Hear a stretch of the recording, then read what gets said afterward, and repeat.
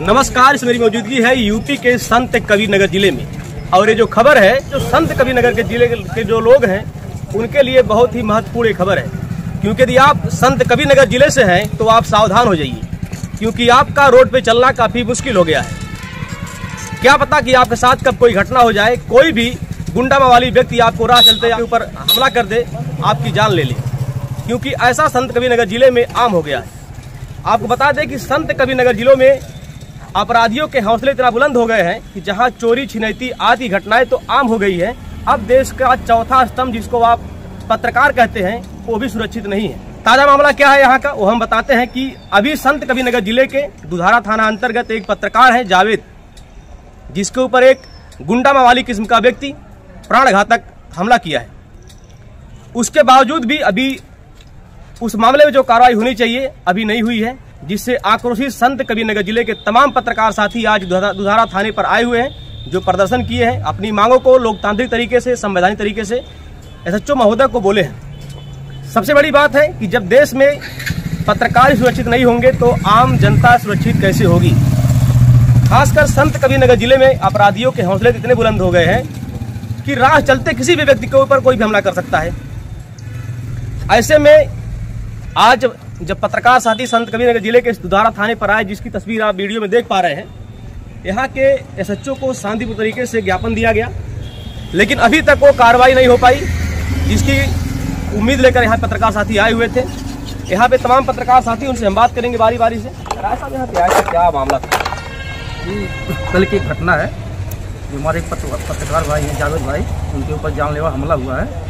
उसी के उपलक्ष्य हम लोग आज थाने पे आए थे तहरीर देने के लिए, लेकिन यहाँ से कोई निष्कर्ष नहीं निकला, तो हम लोग यहाँ से एसपी के यहाँ जा रहे हैं और हम लोग पूरा उम्मीद करते हैं कि हम लोगों को न्याय मिलेगा, क्योंकि यहाँ भी देखने में लग रहा है कि दूसरी पार्टी द्वारा कोई दबाव है और इसमें पूरी तरह चौकी इंचार्ज का हाथ है, जिसके पास 15 दिन पहले एप्लीकेशन दिए थे। अगर वो कार्रवाई किए होते तो हो सकता था इनके ऊपर हमला नहीं हुआ होता।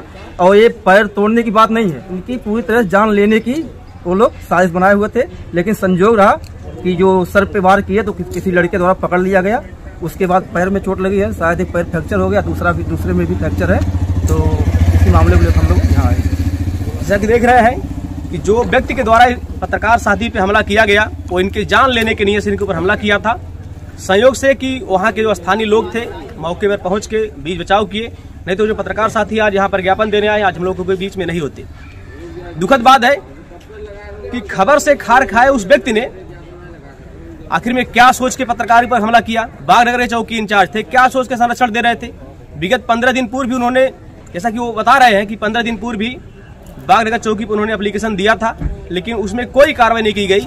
पुलिस के ढुलमुल रवैये के कारण इतनी बड़ी घटना को अंजाम दिया गया। हम और लोगों से बात करेंगे। पत्रकार साथी सुरक्षित नहीं है। पत्रकार कब सुरक्षित रहेंगे आप बताइए, क्या सुरक्षित है? पत्रकार केवल अब पत्रकार रह गए हैं। पत्रकार मतलब आप दास बन जाइए, गुलाम बनिए, तब आप पत्रकार रहेंगे। स्वतंत्रता खत्म है। अब कहने को तो देश के चौथे स्तंभ माने जाते हैं। अरे देश के चौथे स्तंभ कहे जाने वाली बात अलग है, और उस पर कार्रवाई करना, उसका सम्मान करना अलग बात है। कहाँ सम्मान पाए बताइए? यही सम्मान है? हाथ पैर तोड़ के मार के फेंक दिया जाए पत्रकारों का, यही सम्मान है?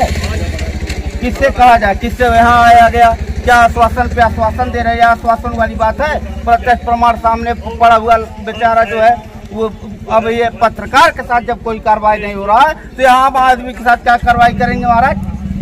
बताइए। मैं चौकी थाना पे वालों से पूछना चाहता हूँ, ये पत्रकार आया हुआ गाड़ी में पड़ा हुआ है बेचारा, हाथ पैर तोड़ करके रख दिया गया, जानलेवा हमला किया गया।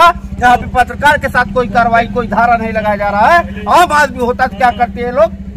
सरकार से क्या मांग करते हैं? सरकार से क्या मांग करें? सरकार से मांगते मांगते कुछ होने वाला है? कुछ होता तो मांग करते।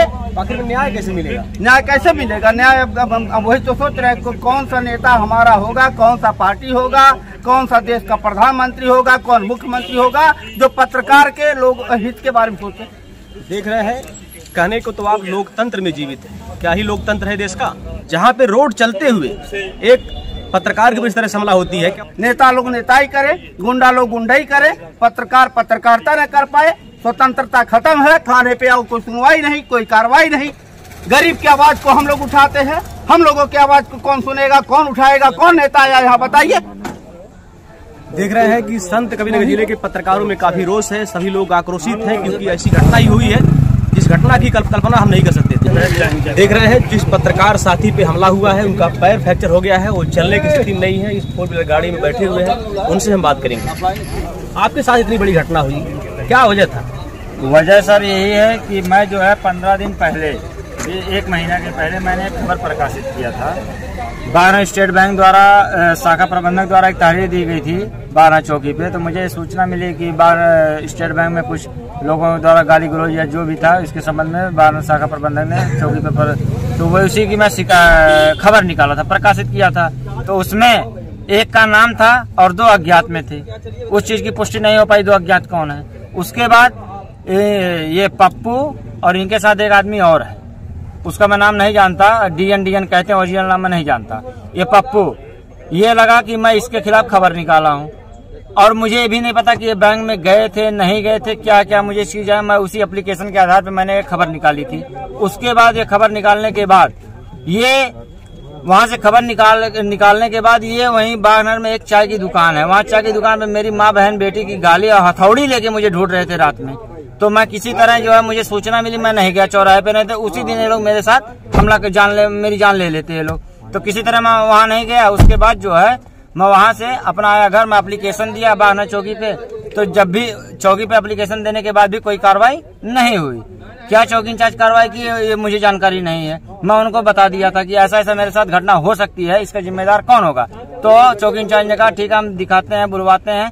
अभी तक कोई इस पे कार्रवाई नहीं उन्होंने किया था। आपको पहले ही आशंका था कि आपके साथ कोई अनहोनी हो सकती है? बिल्कुल, मुझे पहले ही आशंका थी। मैं 18 दिन पहले ही मैं बागनगर चौकी पे तहरीर लिखित रूप में दे दी थी बागनगर चौकी प्रभारी को कि मेरे साथ कभी भी कोई घटना घट सकती है।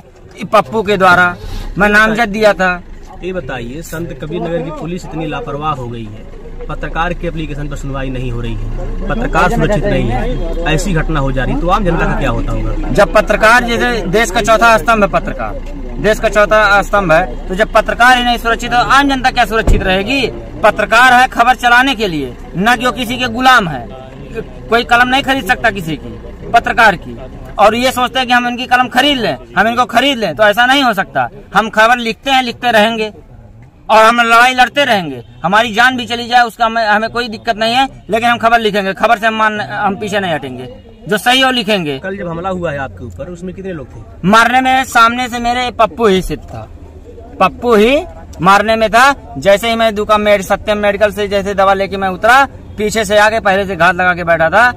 वो पहले से ही घात लगा आया मेरे पीछे, मेरे सर पे वार करना चाहा तो किसी तरह वो सर पे वार न करके मेरे पैर पे मार दिया। और जब मैं पैर से मेरा टूट गया, मैं गिर गया रोड पे, गिरने के बाद मुझे 3-4 बार वो मारा उसी पैर में। उसके बाद सर पे मारना चाहा तो एक लड़का था, वही आके राट पकड़ लिया, नहीं तो मैं सर पे मार कल मेरी मृत्यु भी हो सकती थी। स्थानीय लोगों ने भी बचाव किया? जी बिल्कुल, स्थानीय लोगों ने भी बचाव किया है, नहीं तो मेरी मृत्यु हो सकती थी। और ये सैदुल्ला जो है और ये पप्पू, इन दोनों का आपराधिक इतिहास है। आप दुधारे थाने पे चले जाइए, बस्ती में चले जाइए, कहीं भी आप चले जाइए, थाने से इनका बायोडाटा निकालिए तो इनके खिलाफ आपराधिक मुकदमा दर्ज है, ये दोनों के खिलाफ। दबंग किसमें है? ये बागनगर में, सहुड़ा में, सिसई, सतवलिया, कोई भी एक गाँव हो, कोइलसा हो, अपनी दबंगई के बल पे सबको अपने घुटने पे टिका देते हैं, सिर्फ दबंगई के बल पे। सीधे मारपीट कर रही है पुलिस, कुछ नहीं कर, पुलिस हाथ पे हाथ रख के बैठी है। पुलिस एकदम, पुलिस से कोई मतलब ही नहीं है। वो दबंगों का संरक्षण दे रही है, हिस्ट्री को चौकी पे बैठाती है, चाय पिलाती है चौकी पुलिस वाले। ये बताइए, कल आपके साथ घटना हुई है, आप 27 जनवरी को चौकी पे कंप्लेन किए थे। अगर पहले ही कोई कार्रवाई हो गई होती तो शायद घटना नहीं होती। बिल्कुल कतई नहीं, आज मैं इस स्थिति में नहीं होता। अगर पुलिस के द्वारा कार्रवाई की गई होती उस आदमी के ऊपर तो आज ये स्थिति मेरे ऊपर नहीं होती, जो जिस स्थिति में आज मैं पड़ा हूँ। मैं अपने पैर पे चल नहीं सकता हूँ, यह स्थिति है मेरी जान भी जा सकती थी। देख रहे हैं ऐसे जाबाज पत्रकार इस देश में हैं। कि पत्रकार जावेद भाई हमारे साथ हैं, इन्होंने अपनी आवाज़ को बड़े ही प्रमुखता से कहा है कि आप लाठी डंडों से या मारपीट करके हमारी आवाज़ को दबा नहीं सकते हैं। हम इस देश के चौथे स्तंभ थे, हैं और रहेंगे। आप चाहे लाख कोशिश कर लो, कितना जुर्म ज्यादती अत्याचार कर लो, हमारी आवाज़ को दबा नहीं सकती। आज संत कबीरनगर जिले के सारे पत्रकार आक्रोशित हैं और जावेद भाई के साथ में यहाँ पे खड़े हुए हैं, दुधारा थाने पर आए हुए हैं इस न्याय की लड़ाई लड़ने के लिए। संत कबीरनगर के सारे पत्रकार एकदम अग्रसर हैं और इनको न्याय दिलाने के लिए चाहे किस भी स्तर से गुजरना पड़े, सारे पत्रकार उसको करेंगे। फिलहाल अभी भी उम्मीद है न्यायपालिका पर, पुलिस पे तो भरोसा उतना नहीं रह गया है, क्योंकि अगर पुलिस अपने काम को सही से की होती तो आज ये घटना नहीं होती। सरकार से क्या अपील करेंगे आप? सरकार से यही अपील करेंगे कि जो पत्रकार बंधु हैं, जो पत्रकार साथी हैं, वो कहीं के भी हों, उनकी हमेशा सुरक्षा प्रथम वरीयता दें, उनकी सुरक्षा के लिए प्रथम वरीयता दें, क्योंकि आए दिन पत्रकारों के खिलाफ कोई मारपीट करता है, कहीं पे भी जो है मारपीट करता है, उसको सरकार द्वारा गंभीरता से लेके और उनको प्रथम वरीयता देना है उनकी सुरक्षा के लिए, कि पत्रकार ही देश का चौथा स्तंभ है, जो धूप में बारिश में पहुंच के सच्चाई दिखाता है। और उसी चीज को दबाने के लिए यहाँ गुंडे अपने जो है दम पे, गुंडे के बल पे उस चीज को दबाना चाहते हैं। आज दुधारा थाने पर आए थे, क्या कार्रवाई हुई यहाँ की? कार्रवाई क्या हुई? अभी तक गिरफ्तारी नहीं हो पाई है। कल रात की घटना है, अभी तक गिरफ्तारी नहीं हो पाई। दुधारा थाने की पुलिस अभी तक गिरफ्तार कर पाई, ना बारा चौकी की पुलिस जो है गिरफ्तार कर पाई है। किस प्रकार से काम कर रहे हैं मुझे तो समझ में नहीं आ रहा है। गिरफ्तारी होनी चाहिए थी अभी तक। जिस तरह से घटना हुई है काफी निंदनीय है, और 24 घंटे हो गए लेकिन अभी उस व्यक्ति की गिरफ्तारी नहीं हुई है। इसमें पुलिस की शिथिलता है, पुलिस की ढिलवाई है। अगर पुलिस जरा से भी टाइट होती तो ऐसे कार्रवाई नहीं होती। फिलहाल मैं सरकार से अपील करूंगा, मांग करता हूं कि पूरे देश में पत्रकारों के लिए, पत्रकारों की सुरक्षा के लिए एक कानून बनाया जाए। फिलहाल आप सभी का इस वीडियो पर क्या प्रतिक्रिया है हमें कमेंट कर जरूर बताएं। मिलते फिर अगली वीडियो में एक नई खबर के साथ, तब तक के लिए जय हिंद।